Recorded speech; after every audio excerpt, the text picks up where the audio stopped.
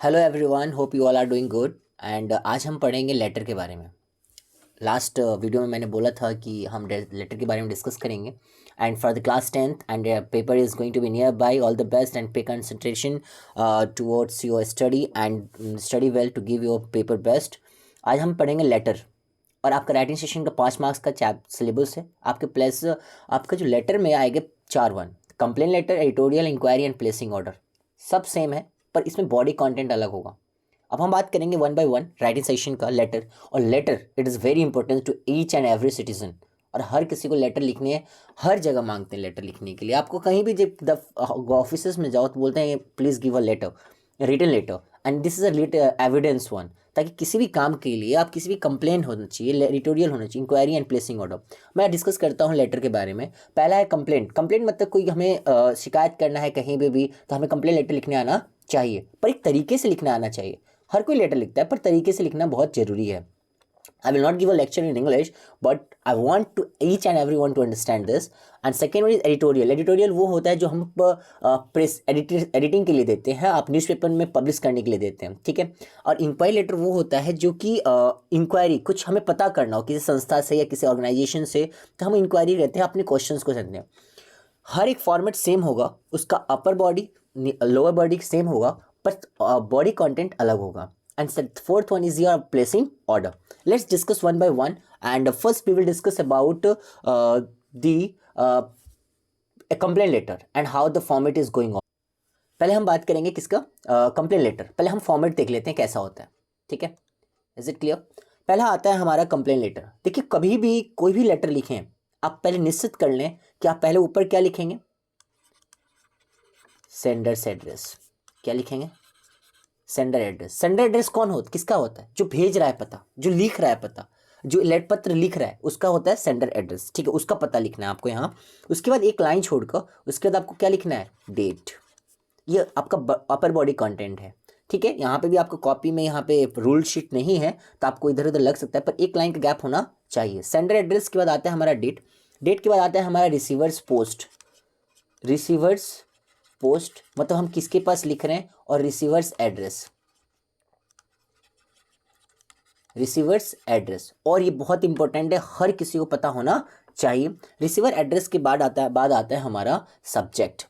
कुछ बुक में आपने देखा होगा सब्जेक्ट को हमेशा अंडरलाइन कर देंगे।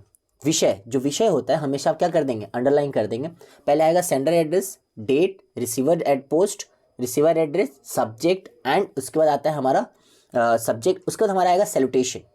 सैल्यूटेशन मतलब सैल्यूटेशन होता है आपका respected sir, respected madam, respected dear, respected. Formal, हमेशा ये हमारा है फॉर्मल वन।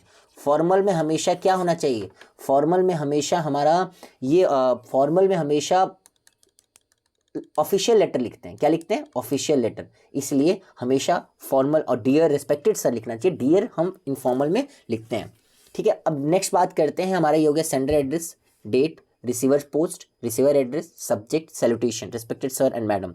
अब इसके बाद आता है हमारा बॉडी कंटेंट। जहां आप रिस्पेक्टेड सर लिखेंगे उसके बाद ही क्या लिखेंगे, यहाँ पर देखिए नेक्स्ट पेज पे देखते हैं। यहाँ आपने सैल्यूटेशन लिखा,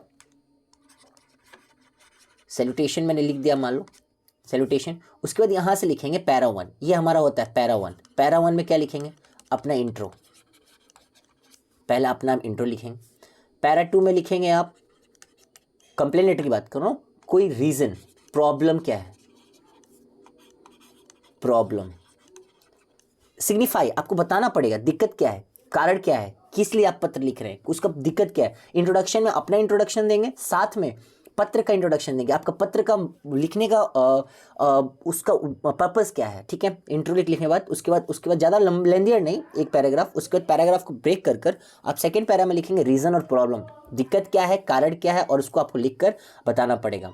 और पैरा थर्ड में अगर इसमें आपका सोल्यूशन भी है तो पैरा थर्ड बना सकते हैं, नहीं तो पैरा 2 में ही इंक्लूड कर सकते हैं। उसके बाद हमारा पैरा थर्ड आएगा आपका कंक्लूजन। कंक्लूजन में आता है आपका hope and thanks, hope and thanks, ताकि उनसे आप क्या कर सके, रिक्वेस्ट कर सके एंड ऑल। आप प्रिंसिपल को भी लेटर लिखते हैं तो आप बोलते हैं ना, क्या back to say that I am student of this, I am requesting for 2 days leave, that's it. Second paragraph में लिखेंगे आप कि as I want to inform you that I am will absent for this days because I am suffering from the headache and fever. This is normal one as every one's write it, but मैं ideas दे रहा हूँ ताकि कब से कब तक absent रहेंगे, क्यों एब्सेंट रहेंगे, दिक्कत क्या है, ठीक है। उसके बाद आपका कंक्लूजन होगा, please grant my leave, I will very thankful to you, आपका पैरा थर्ड। और यहाँ पर लास्ट में क्या लिखेंगे, यहाँ पर थैंकिंग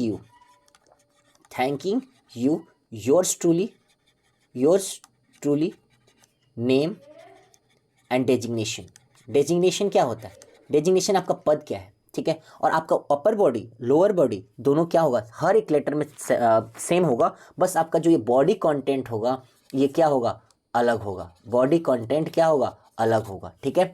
बॉडी कंटेंट होता है मिड वाला, सैल्यूटेशन के बाद जो बॉडी कंटेंट आता है आपका, ये पैराग्राफ हमेशा चेंज रहेगा। एडिटोरियल के लिए अलग है, तो सेम है पर थोड़ा बहुत माइनर डिफरेंस होगा। उसका इंक्वायरी के लिए थोड़ा अलग है और प्लेसिंग के लिए अलग है। ये मैंने complain letter as a formal letter हर कहीं लिखा जाता है, इस तरीके से लिखा जाता है। एंड लास्ट में थैंकिंग यू मतलब आपका धन्यवाद, ठीक, आपको धन्यवाद। योर्स ट्रूली आपका सच्चा, योर्स फेथफुल, योर ओबीडियंटली, कोई एक चीज़ भी लिख सकते हैं। और नेम एंड डेजिग्नेशन आपका नाम और पद क्या है, आप किस पोस्ट पे कार्यरत हैं, आपको लिखना चाहिए। ये है हमारा कंप्लेन लेटर। और हर तरीके से हर ऑफिशियल लेटर हम ऐसे ही लिखा जाता है एक स्ट्रक्चर वर्ड में। और ये पैराग्राफ में बीच में ब्रेक्स होने चाहिए। ब्रेक मतलब कि अगर कोई पैराग्राफ मैं यहाँ से लिख रहा हूँ तो यहाँ लिखते फिर यहाँ मान लीजिए एंड हुआ तो मुझे यहाँ से स्टार्ट करना चाहिए। इसलिए हमारा थर्ड पैराग्राफ भी हमें कंप्लीट कर कर अपने लास्ट में, कुछ बंदे इधर लिखते, कुछ बच्चे इधर लिखते, पर ऐसे नहीं लिखना चाहिए। पर आज तक हर बुक में इधर ही लिखा हुआ है। एंड नेक्स्ट के लिए हम नेक्स्ट वीडियो में बात करूंगा मैं आपसे, और उसके लिए एडिटोरियल और editorial, placing order, inquiry letter मैं आपको अलग अलग आपको समझाऊंगा। Is it clear? Happy learning, have a good day. Okay.